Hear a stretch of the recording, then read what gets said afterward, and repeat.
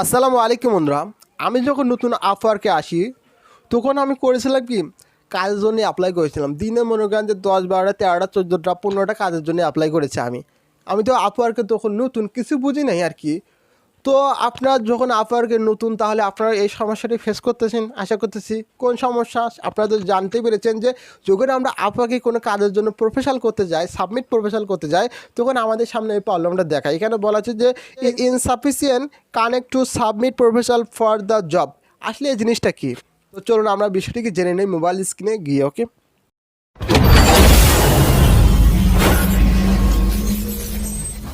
তো গাইস আমি যখন আপওয়ার্কে নতুন আসি তখন আমি অনেক কাজের জন্য অ্যাপ্লাই করেছিলাম। তো কাজের জন্য অ্যাপ্লাই করতে করতে একটা সময় হয় কি আমার সামনে এরকম প্রবলেমটি আসে, যার ফলে আমি অনেক চিন্তিত হয়ে যাই এবং আমি কাজের জন্য অ্যাপ্লাই করতে পারছিলাম না। ওকে, তো এই প্রবলেমটা কী? তো পরে আমি আসলে এই প্রবলেমটি বুঝলাম আসলে কী জন্য এই প্রবলেমটি হচ্ছে। তো সেই কারণে আমি আপনাদের সাথে এটা শেয়ার করতেছি। আপনার হয়তো এই প্রবলেমের মধ্যে অনেকেই পড়েছেন। ওকে, তো এই প্রবলেমটা হয় মূলত দুটো কারণে এই প্রবলেমটা হয়। দেখেন এখানে প্রথম প্রবলেম হচ্ছে, এখানে বলা হচ্ছে যে this professional require one connect. বলা হচ্ছে যে আপনি যে প্রপোজালটা করবেন এই প্রপোজালটা করার জন্য আপনার যে কোনো একজনের সাথে কানেক্ট থাকতে হবে। কানেক্ট মানে বোঝেননি? আপনারা হয়তো অলরেডি ইতিমধ্যে অনেক কাজের জন্য অ্যাপ্লাই করেছিলেন, বাট একটা কাজও পান নাই, কারোর সাথে আপনার কন্ট্রাক্ট হয় নাই। সেই কারণে আপনি কাজটার জন্য অ্যাপ্লাই করতে পারবেন না। যে বায়ার এই কাজটা পোস্ট করেছে তারা একটা সেটিং করেছে যে যারা ওয়ান কন্ট্রাক্ট করেছে, যারা অন্য কারোর সাথে আগে কাজ করে শুধুমাত্র তারা এই কাজটির জন্য প্রপোজাল করতে পারবে। যারা এই কাজটি আগে করেনি তারা এই কাজটির জন্য প্রপোজাল করতে পারবে না। তারপর দেখেন দ্বিতীয় সমস্যাটার মধ্যে বলা হচ্ছে যে insufficient contract to submit proposal for the job. দ্বিতীয় সমস্যাটার মধ্যে বলা হচ্ছে যে আপনি যে কাজের জন্য অ্যাপ্লাই করবেন আপনি ইতিমধ্যে অনেক কাজের জন্য অ্যাপ্লাই করে ফেলেছেন, যার কারণে আপনার আর সাফিসিয়েন্ট জায়গা নাই, আপনার পর্যাপ্ত জায়গা নাই। আপনি যে কাজের জন্য অ্যাপ্লাই করেছেন এই অ্যাপ্লাই যে একটা নির্দিষ্ট একটা পরিমাণ থাকে এই পরিমাণটা আপনার আর নেই।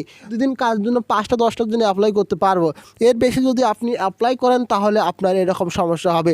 তো আপওয়ার্কের কোথাও বলা নাই যে আপনি দিনে কাজের জন্য কয়টা অ্যাপ্লাই করতে পারবেন, কয়টা প্রপোজাল করতে পারবেন। তো এটা মূলত ডিপেন্ড করে আপনাদের কাজ পাওয়ার উপর। যদি আপনারা প্রচুর পরিমাণে কাজ পান তাহলে আপনাদের এই সমস্যাটা হবে না।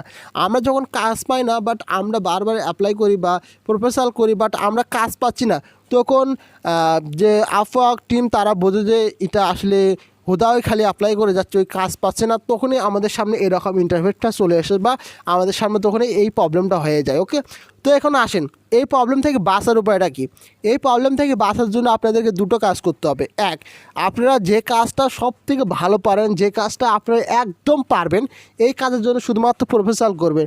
নাম্বার 2, আপনি যখন প্রপোজাল করবেন সঠিক নিয়মে সঠিকভাবে কভার লেটার লিখবেন, সঠিকভাবে প্রপোজালটা করবেন। সঠিকভাবে যদি প্রপোজাল করেন ইনশাল্লাহ আপনার কাজটি পাবেন এবং আপনাদের এরকম সমস্যা হবে না।